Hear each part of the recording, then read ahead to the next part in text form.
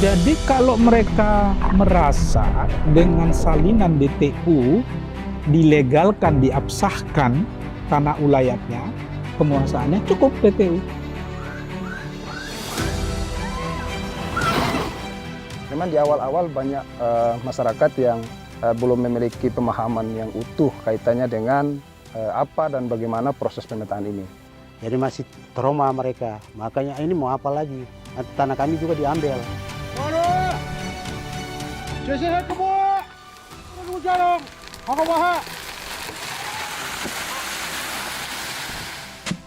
Mungkin orang tua susah payah kerja untuk anak, menyekolahkan anak-anak toh.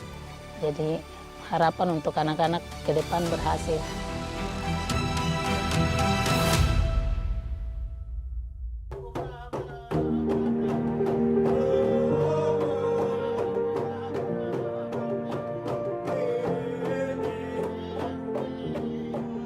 Papua, permata di timur Nusantara. Tanahnya subur, lautannya menawan, budayanya kaya, menjadi daya tarik bagi siapa saja yang mencintai alam dan kehidupan. Namun, lebih dari bentang alam yang mempesona, Papua menyimpan kekayaan tak kasat mata, adat yang dijaga dengan sepenuh jiwa.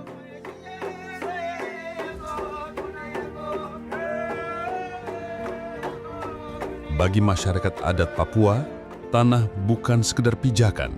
Ia adalah warisan leluhur, ruang hidup, dan identitas yang tak tergantikan.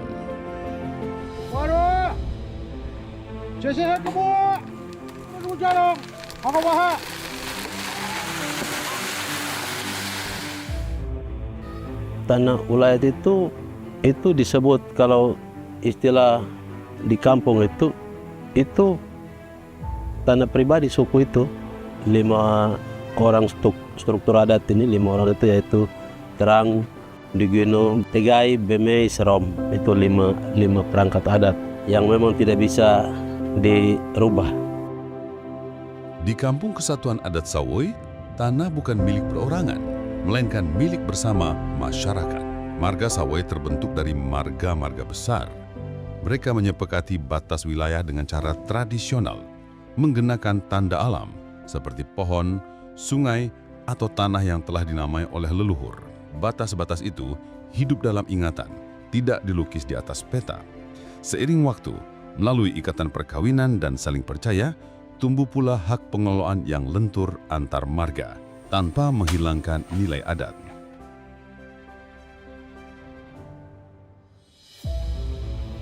Kehidupan masyarakat adat ini sangat erat dan bergantung dengan tanah adat mereka. Mereka hidup dalam kelompok-kelompok masyarakat adat dan bergantung dengan tanah adat mereka. Tanah dan masyarakat itu menjadi satu kesatuan yang susah untuk dipisahkan, menjadi satu. Ada istilah tanah merupakan ibu dari masyarakat hukum adat. Tanah ulayat adalah tanah yang berada di wilayah penguasaan masyarakat hukum adat atau MHA, yang menurut kenyataannya masih ada dan tidak dilekati dengan sesuatu hak atas tanah dan bersifat komunal. Yang kita lihat selama ini terjadi akibat dari ketidakjelasan batas dan juga pemilikan tanah adat tersebut dan belum didaftarkan.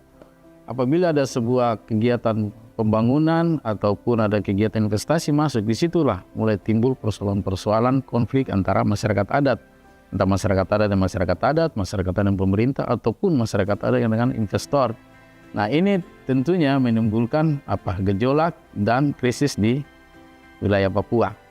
Sekarang kita lihat di wilayah pegunungan, bagaimana konflik yang terjadi di antara masyarakat adat terkait dengan pembangunan pusat pemerintahan. Akibat dari belum adanya pemetaan masyarakat adat, saling klaim antar suku di dalam satu wilayah yang ada pembangunan, ada investasi.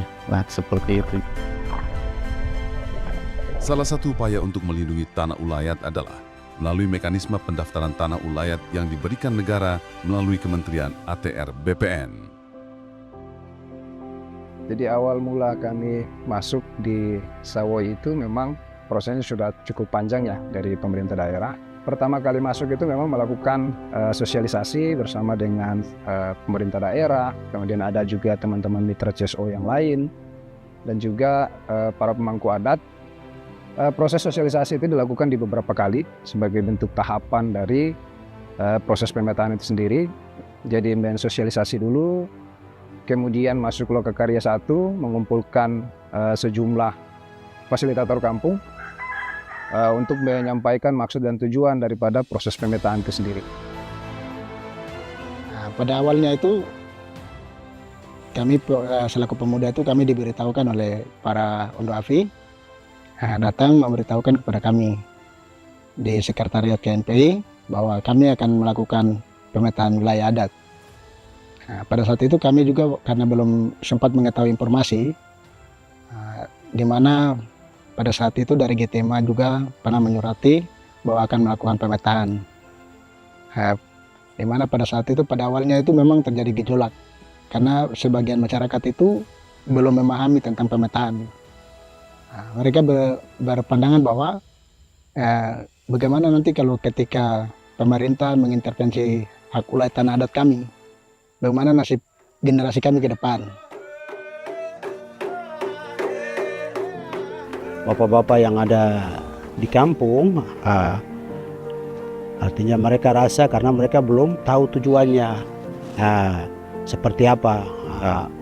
Artinya sudah ada pengalaman mereka, tanah mereka sempat kehilangan, itu tanah transmigrasi Besom itu. Jadi masih trauma mereka, makanya ini mau apa lagi, nanti tanah kami juga diambil. Begitu. Memang di awal-awal banyak masyarakat yang belum memiliki pemahaman yang utuh kaitannya dengan apa dan bagaimana proses pemetaan ini. Karena banyak kasus misalnya banyak juga perusahaan-perusahaan yang mulai masuk, ada juga industri dan segala macam. Jadi masyarakat itu memiliki banyak pertanyaan yang perlu kita jawab. Tahun 2023, masyarakat adat Sawai menandai satu tonggak penting. Tanah ulayat mereka memperoleh sertifikat resmi dari negara melalui skema hak pengelolaan atau HPL. HPL adalah bentuk pengakuan hukum negara terhadap tanah ulayat. Lewat skema ini, masyarakat adat tidak kehilangan tanahnya, justru memperoleh kepastian hukum atas pengelolanya. Mereka tetap menjadi pemegang kendali, tetap dengan cara adat. Hanya kini, pengakuan itu juga sah dalam sistem hukum negara. Jadi Permen 14 ini sebenarnya bukan peraturan menteri yang baru ya, yang dikeluarkan oleh ATR BPN. Sudah dimulai sejak tahun 1999 dan ini adalah permen yang keempat. Nah, keempat permen itu sebenarnya mengatur hal yang sama, yaitu mengenai pengadministrasian tanah-tanah ulayat atau tanah-tanah adat yang ada di Indonesia. Yang harapannya outputnya ya pemerintah, kalangan swasta maupun publik mengetahui di mana saja keberadaan tanah-tanah ulayat itu, dan bagi pemerintah sendiri informasi mengenai keberadaan tanah ulayat itu akan dipertimbangkan dalam pemberian hak atas tanah. Jadi dengan keberadaan tanah ulayat itu harapannya pemerintah tidak lagi serampangan dan sembarangan menerbitkan hak atas tanah yang ternyata adanya di tanah ulayat atau tanah adat. Bagi kalangan swasta ini penting karena mereka juga mendapatkan informasi ya, kalau misalnya mereka mau berinvestasi di satu tempat, di satu lokasi, nah mereka sudah dapat informasi dari awal apakah di lokasi atau daerah itu ada tanah ulayat atau tidak. Kalau mereka tahu di situ ada tanah ulayat, berarti mereka dari awal sudah bisa berpikir, oh saya nanti akan berurusan, berkomunikasi dengan masyarakat hukum adat. Jadi itu kira-kira isi dari permen itu. Perlu kita memahami pemikiran dan budaya masyarakat adat untuk bisa menyatukan dengan aturan-aturan di bidang pertanahan, sehingga masyarakat adat bisa menerima konsep daripada pembuatan sertifikat hak pengelolaan ini. Pertama itu dari dalam masyarakat adat sendiri, yaitu pemahaman mereka tentang konsep sertifikat tanah ulayat ini. Mereka masih berpikiran tentang sertifikat itu bisa dialihkan. Sertifikat itu akan menimbulkan tanggungan pajak seperti itu. Itu yang perlu kita pastikan. Bahwa sertifikat ini memang tidak bisa untuk diperjualbelikan, hanya bisa dikerjasamakan, investasikan seperti itu. Kita harus bisa yakinkan mereka dengan melibatkan berbagai pihak. Karena pada awal kita masuk itu mereka juga menolak, ini mau bikin apa? Bagaimana kalau suatu waktu sertifikat ini kemudian dijual oleh kita punya anak-anak atau siapapun yang kemudian berniat tidak bisa kita sampaikan. Karena itu struktur adat itu masuk di dalam proses sertifikat. Jadi semua harus mengetahui dalam proses ini dan dibatasi, tidak bisa untuk diperjualbelikan.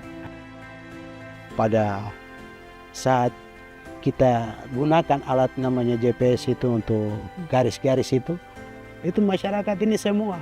Itu mobil datang itu langsung semua naik di mobil penuh, bahkan ada yang tidak bisa dimuat lagi, mobilnya penuh, harus mobilnya balik lagi, jemput lagi.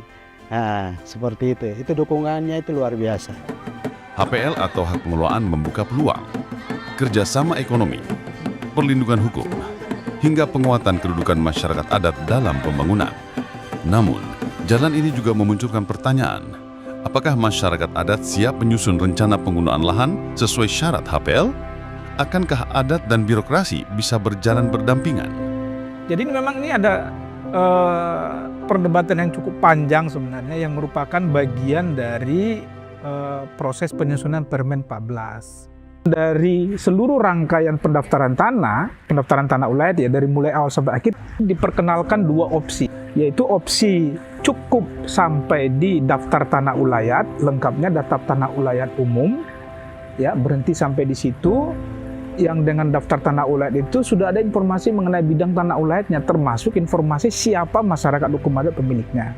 Di situ tidak keluar sertifikat sebagai tanda bukti hak, yang dikeluarkan adalah salinan DTU menurut Permen 14. Yang kedua adalah opsi sertifikat HPL, hak pengelolaan di atas tanah ulayat. Salah satu faktor yang menyebabkan kenapa pilihannya sertifikat HPL supaya pendaftaran tanah ulayat itu berakhir dengan sertifikat. Mengapa sertifikat? Supaya orang luar nanti yang berminat bermitra dengan masyarakat hukum adat yang lokasi kegiatannya itu di tanah ulayat, mereka punya kepastian.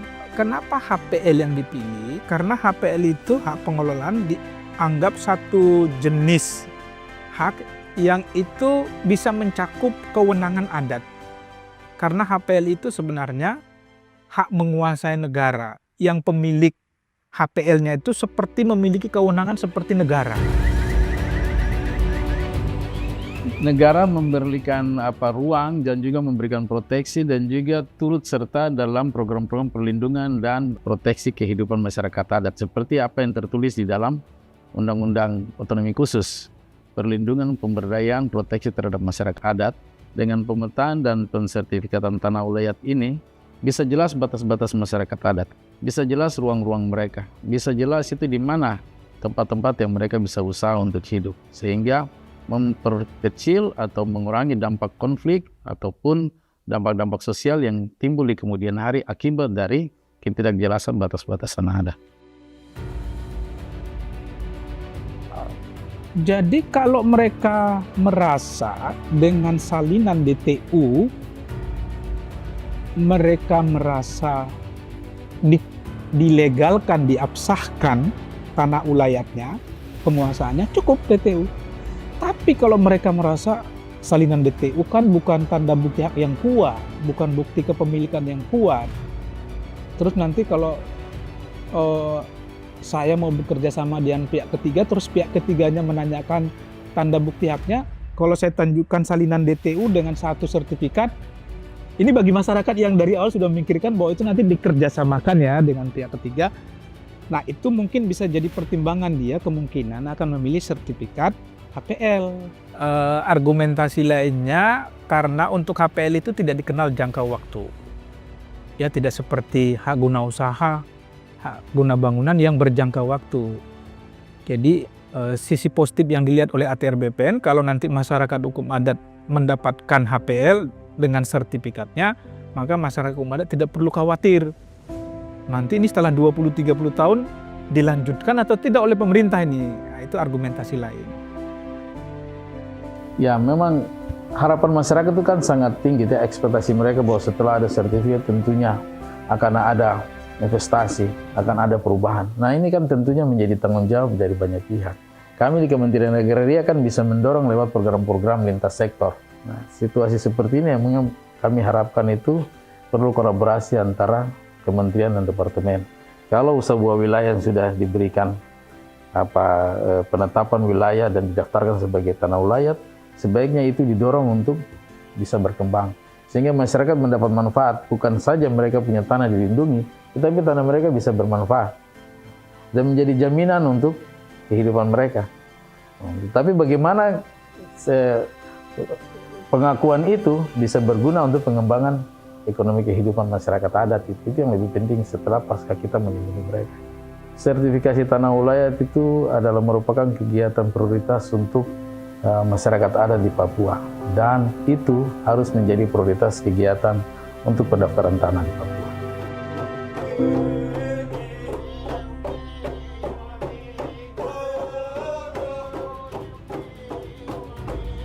Yang pasti, sertifikasi tanah ulayat melalui HPL adalah awal, bukan akhir. Awal untuk menguji komitmen bersama antara negara dan masyarakat adat agar hukum positif tak menghapus hukum adat, tapi memperkuatnya. Semoga pengakuan ini tidak sekedar formalitas administratif, tapi benar-benar menjadi jembatan menuju masa depan yang adil, di mana tanah adat tetap lestari dan masyarakat adat berdiri tegak di atas tanah yang mereka cintai. Kami di BPN sebagai eksekutor proses penerbitan sertifikat tanah ulayatnya. Tetapi dalam proses pendataan, penelitian, sampai penetapan masyarakat adat, itu menjadi bagian dari porsi departemen yang lain. Perlukan di situ saling kerjasama. Itu menjadi tantangan kami sebenarnya. Kami tetap melindungi hak-hak adat, tetapi hak-hak privat yang lain pun tetap kita lindungi. Sehingga pertumbuhan pembangunan itu bisa berjalan sejajar. Masyarakat adat tidak tersingkirkan di dalam program pembangunan yang sedang berjalan. Nah, itu bisa menjadi contoh untuk kita bawa ke daerah lain. Bahwa kalau pemerintah daerah siap, masyarakat adat siap, ini bisa selesai.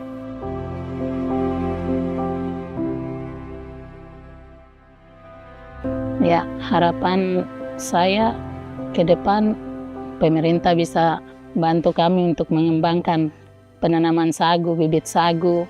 Mungkin seperti ini sudah kita kerja manual. Mungkin pemerintah lihat ke depan kita butuh alat-alat yang lebih membantu kita. Mungkin orang tua susah payah kerja untuk anak, menyekolahkan anak-anak toh. Jadi harapan untuk anak-anak ke depan berhasil.